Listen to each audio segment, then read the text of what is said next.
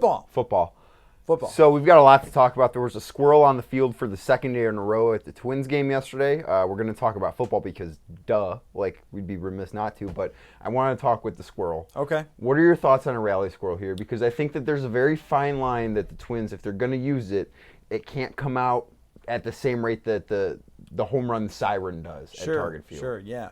So I believe it wasn't that long ago that the St. Louis Cardinals or another team had a rally squirrel. So this is not completely unique. Mm-hmm. But now the first time the squirrel came on the field, that was 2 days ago, I was like, okay, well, squirrel on the field, this isn't very special.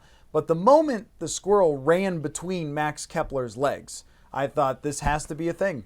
And I do not blame them at all for making it a thing. T-shirts, maybe you could get a little squirrel with a baseball bat. If there's a possible Twins player pun involving a squirrel, then go for it. Maybe they could get TC Bear to wear a bushy tail or something. Go all in on Squirrel Mania. Are we sure that the Twins didn't do this on purpose? That they didn't let a squirrel loose in the stadium? The first night, I believe it just kind of happened. Yeah. But the second night, are we sure that the Twins didn't have like an intern just let a squirrel loose and maybe it'll get on the field, so maybe just by accident? I like a good sports conspiracy theory as much as you do. Oh, that's what we're doing here. I would say that catching a squirrel and trying to control it in any way would be very challenging. Are we sure they didn't catch the squirrel the night before and kept it overnight and then anything let is it possible.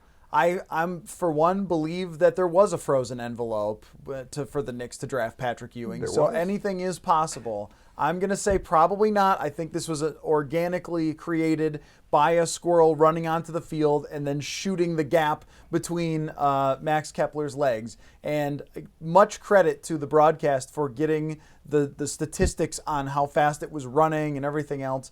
And I like things like this. Like, this is what is great about when you have a team that is winning. If they were down 14-4, we'd be like, oh, the squirrel was the best thing that's ever happened to this season because this stinks. And it would have been. Right, but you're up by a bunch of runs, and, well, I guess, they weren't at the time, and then they get the rally after, which 7-4, whatever at that point. It was a relatively close game. Now, so I had this thought last night. The squirrel runs through Max Kepler's legs, and they show the White Sox pitcher with a big smile on his face. Like, he thinks this is hilarious. The squirrel has broken his concentration. So, imagine what type of level of focus it takes to be a Major League Baseball pitcher and get people out like Nelson Cruz, like some of the best hitters on earth, and you're, laughing at a squirrel. It clearly threw him off. The best part is not only that he laughed, but as soon as the home plate umpire saw it, he immediately yelled time when the pitcher was essentially halfway through his windup. That's right. And he threw a strike. That's right. It was right down the middle. That's right. That was the best part about that. So he was laughing at it, had no concentration, and still fired it 90+ in the zone. So maybe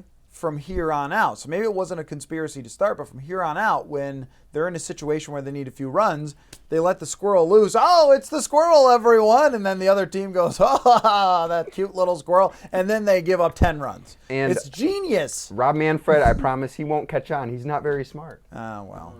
And I do have to say that no matter how big the rally squirrel or whatever it turns into, it will never be the rally monkey from the Angels. No, that I still have a rally monkey of sorts. I went out, I enjoyed that, and I bought a rally monkey. So it was I have the it best in my house. rally thing ever.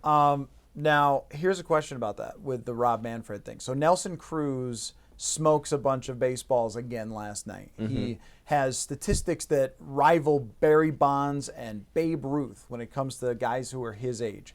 Are we supposed to take these statistics super serious when we know that the baseballs are rigged? Or that we know Nelson Cruz has been rigged? Right. You have the combination between a guy who is suspended for PEDs and baseballs that are juiced. And it's not that he doesn't hit them far, because he does generally hit them very far. A lot of them, I'm sure, would still be home runs even if the balls weren't juiced.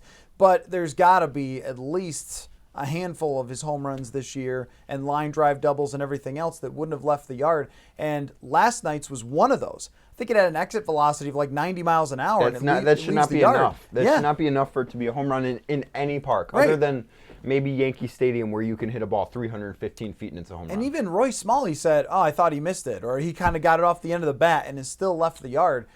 From just a watcher and enjoyer of baseball for my entire life, when I see balls leave the yard that it doesn't look like the guy really got it, it just messes with my brain. It's like, what? Why? What? That one left the yard? How? Is it like 40-mile-an-hour wind blowing out?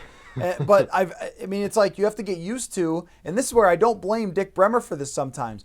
Somebody will hit the ball just even like slightly hard, and he'll be like, "There it goes." And you're like, "I don't blame you. I would do the same thing." Everything is flying out of the park. How many times have we seen a guy this year, whether it's the Twins or otherwise, be upset with themselves after they feel like they just missed that pitch? Yes. Like they sky it into left field, and it ends up into the second row. Yes. Like they know that they didn't hit it well enough to leave the yard, and it leaves the yard. And it goes anyway. So now how are we supposed to contextualize what anyone has done this year, really? I mean, even our guys that are battling in our home run contest of, Bellinger and Yelich and all these guys who are putting up crazy stats. I mean, these guys have in the 40s of home runs, and we're not even to September yet. Yeah. There's the possibility that we could have a couple of guys approach 60 home runs, but it's because of juiced baseballs, and I don't really know what I'm supposed to do with that. Like, I enjoy watching Nelson Cruz take an AB. I mean, the guy is brilliant. He seems to know what's coming before it's coming, and so he deserves credit for that. But when you're seeing stats that say, well, he's got this OPS that's similar to Babe Ruth at the same age, okay, I mean, I guess so, but they kind of rigged it this way. Yeah, it doesn't seem like. And one of the things baseball is always going to push back against when people bring up, oh, you should shorten the schedule, is the historical values of things change. Well, if you juice the baseball, and yes, I realize the baseball right now, or the baseball last year when it was a normal ball, is not the same ball that Babe Ruth played with. Like, I get that. Yeah. That's just not going to be the case ever. But changing the baseball so drastically from one year to the next is also going to impact how we look at things historically. Yep, exactly. And so you go back even just a couple of years. There was a time when Nelson Cruz, I think, led the American League in home runs with like 38 or something, or 40. And now we've got all these guys hitting 40, which, overall, if you think about the actual difference between guys hitting 40 and guys hitting 50, it's just not that much. But when you watch the game, you really get the sense for even line drive doubles and things like that, where a guy should have a line out to center field or something, and it's hitting the wall all the time. And this is of great benefit to the Minnesota Twins, who have a lot of great hitters, and it seemed like they knew this was coming, or they were kind of ahead on this, because Mitch Garver was talking to Roy Smalley yesterday. Fox Sports North put this out. I don't know if it was on TV or not, but it was a really interesting conversation where Garver said the entire offseason he was focused on hitting the ball into the air, which, normally it's make solid contact, and then if it goes out, it goes out, has always been kind of how just mega hit the power ball hitters. hard, give yourself a chance. And he was a line drive hitter before when he first came up, and then his entire focus was hit it in the air, and that times up with juiced baseballs, and you have Mitch Garver putting up these unbelievable statistics. So for a lot of guys, I wonder just if this remains this way and how we continue to evaluate these things. Like, what types of players become more valuable or less valuable based on the fact that everyone's going to be hitting home runs? That's the question that I think we're going to have to find out in the next couple of years. But we have to get to football. So yesterday, Zimmer said something interesting at Vikings practice, because Kyle Sloter, the QB3 for the Vikings, hasn't exactly gotten along with the media the past couple of days, I don't think. I know he had a tweet that was like, you guys don't know what's going on. It might have been aimed at you. Might have been aimed at you. Yeah, I'm certain of that. And Mike Zimmer essentially defended you yesterday. It accidentally. Seemed like, accidentally. I don't know if it was an accident or what it was, but I would love to hear your thoughts. I doubt that Mike Zimmer at this time of year is too focused on what his players are tweeting or the media is writing. You don't think he's got a burner account? Well, I know that he doesn't know what we're writing, because he started out by saying, well, you reporters, you only see the games, and we're like, whoa, we are actually the ones that have been saying that he's not the backup quarterback. We're the ones who have been at practice every day, but I don't expect Zimmer to know the nuances of all of that sort of stuff. Sure. But it's one of those classic things that I want to enjoy at the same time as I'm getting frustrated by it, because we crossed like a threshold of QB3. So if you go to any NFL market, probably in the entire league, there's some third string quarterback that a little section of the fan base thinks is actually the next Kurt Warner. Like every fan base. When I worked in a different market, that's how it was.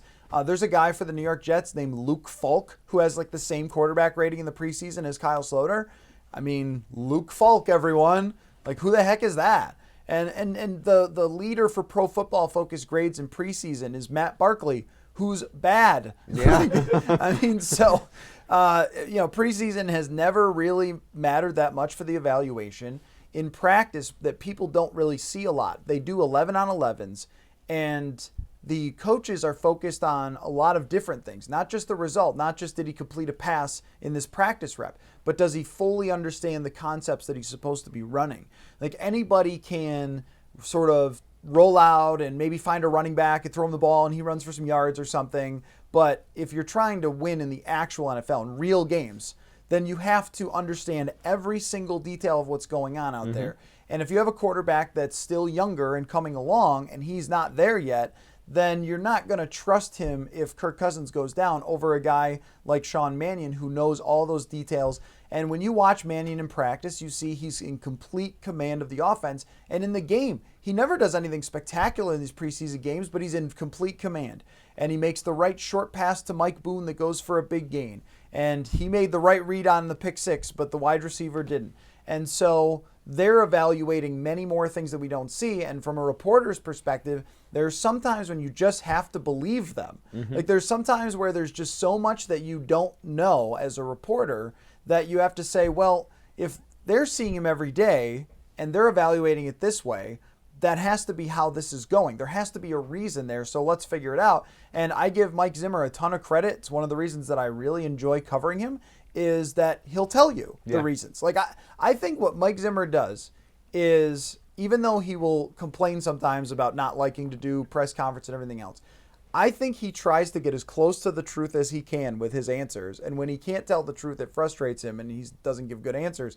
But it's respecting the fans. Yeah. I think when you tell the truth about things like this and you give reasonable explanations that are based in truth, sometimes he goes a little too far, I agree. But I think you're saying, I respect the fans' knowledge of the game to know what I'm talking about here. Yeah. If you go up there and you go, oh, he's just been great. He's just been amazing. But then you never give him a second team rep or anything else, then the fans are either going to be like, well, if he's so great, then why don't you play him? Why are you just lying to me? Or they're gonna think, well, he's so great and you still can't figure out how to play him. What are you, crazy?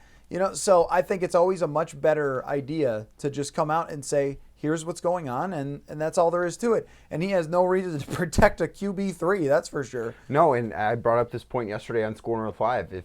If Kyle Sloter's playing games, Mike Zimmer's probably on his way out the door this season because it hasn't gone well. Well, that's right, yeah. And this was my entire point and why I never wanted to get into the debate of the backup situation is just, you want the guy who you're sure could win 1 out of 2 games if your quarterback goes down, or 2 out of 4.